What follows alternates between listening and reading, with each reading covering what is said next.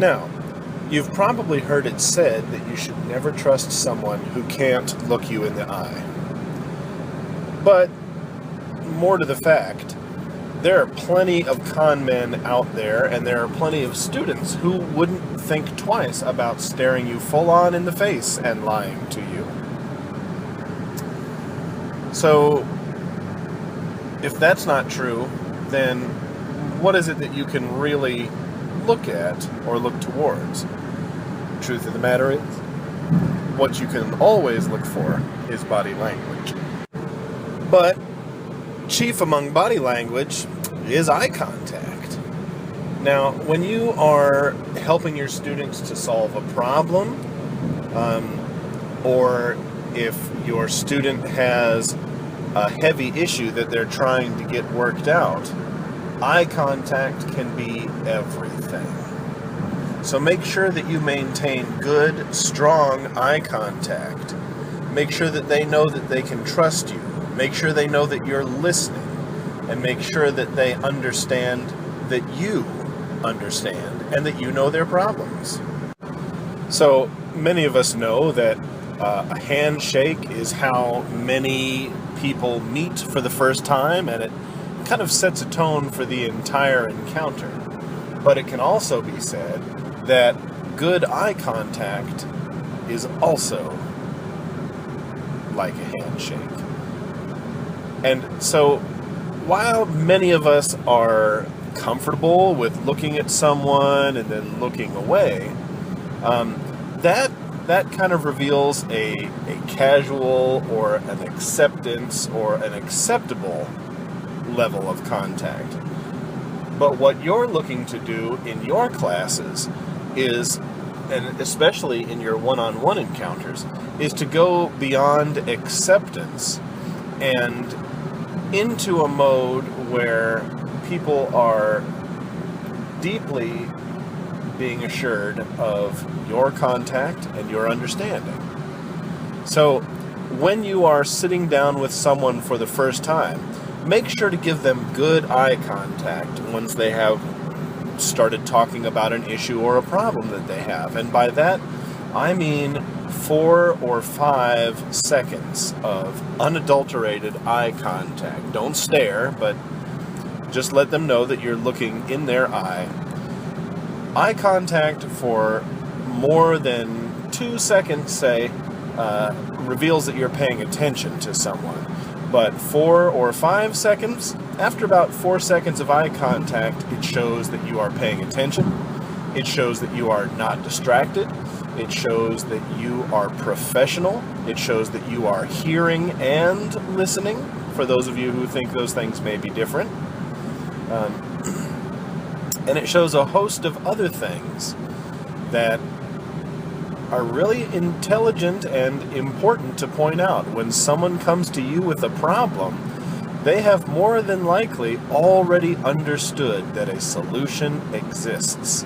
And if they know that a solution exists and they've come to you to get it, you want to make sure to back up that feeling that they have that you can deliver. Now, in practical terms, you're not going to be wanting to count out loud or move your lips or be saying in your head these numbers, because you're already going to be busy talking with someone. You won't have time to be counting. So, excuse me. So, and you definitely don't want to stare. So what I would do if I were you is make sure that you begin that eye contact while you're listening to them, and then give them an answer. Just finish a thought or speak a full sentence, and chances are very likely you will have moved into the 3 or 4 or 5 second time limit. And as you are doing that, you're showing them, hey, I'm talking to you and I'm looking at you and your problem is important to me. But you definitely don't want to stare. Stares of 6 seconds or longer are really start to make people uncomfortable. So feel free to go ahead and do that. Now, when you are working with one person, you want to definitely have that eye contact one-on-one.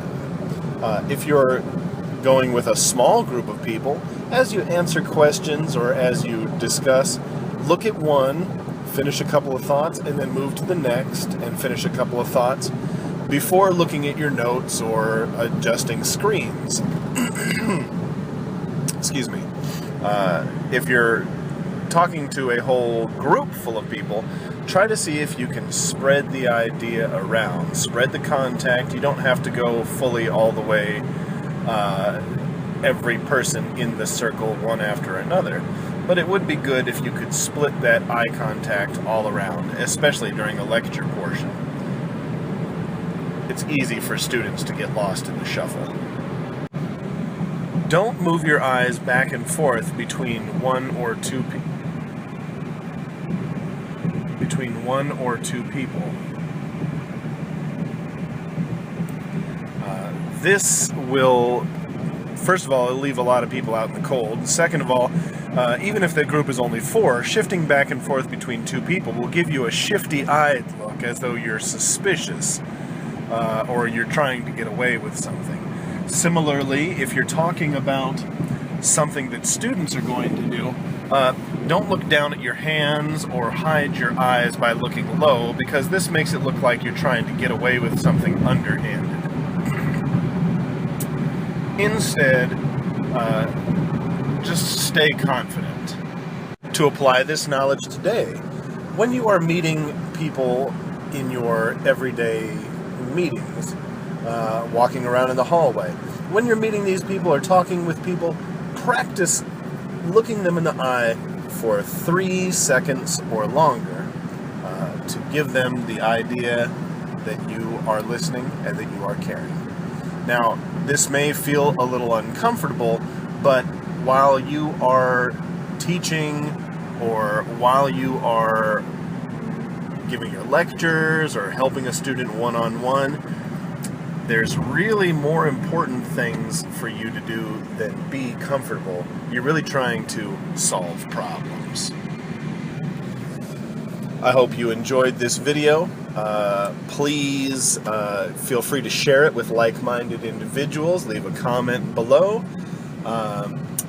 And just absolutely destroy that like button. You and everybody else, get all your friends to hit it.